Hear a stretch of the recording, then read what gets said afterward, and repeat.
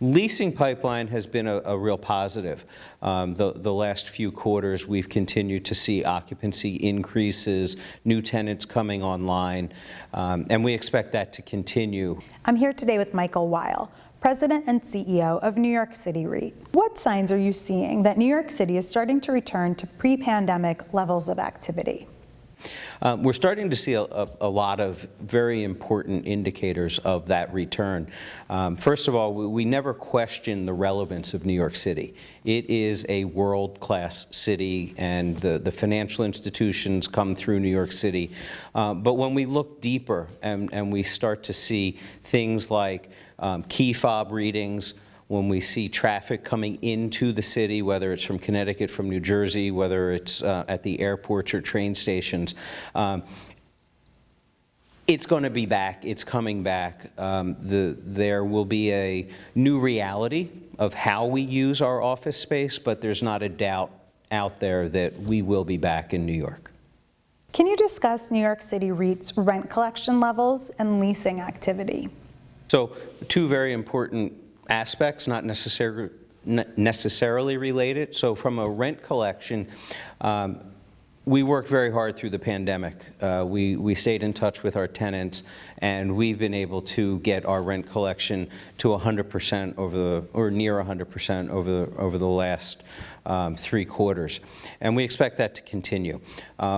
One of the big underlying parts of our portfolio is investment-grade tenants or government agencies, and through that, we've been able to maintain the rent collection at a very high level. Leasing pipeline has been a real positive. The last few quarters, we've continued to see occupancy increases, new tenants coming online, and we expect that to continue. It continues to be an active market. A lot of things have changed over the last couple of years. Our properties are, I would describe them as boutique.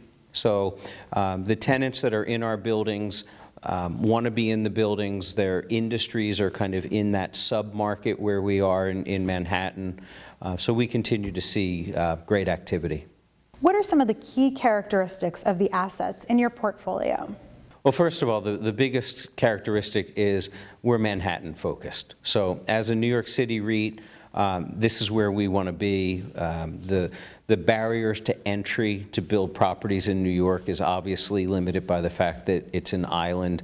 The consistency of the workforce, the talent of the workforce, and the industries that are here over the last 5 to 10 years, we've seen a big influx of tech companies that were establishing an East Coast presence to match their West Coast presence, and we've seen that in New York. So Manhattan market will continue to be a vibrant market.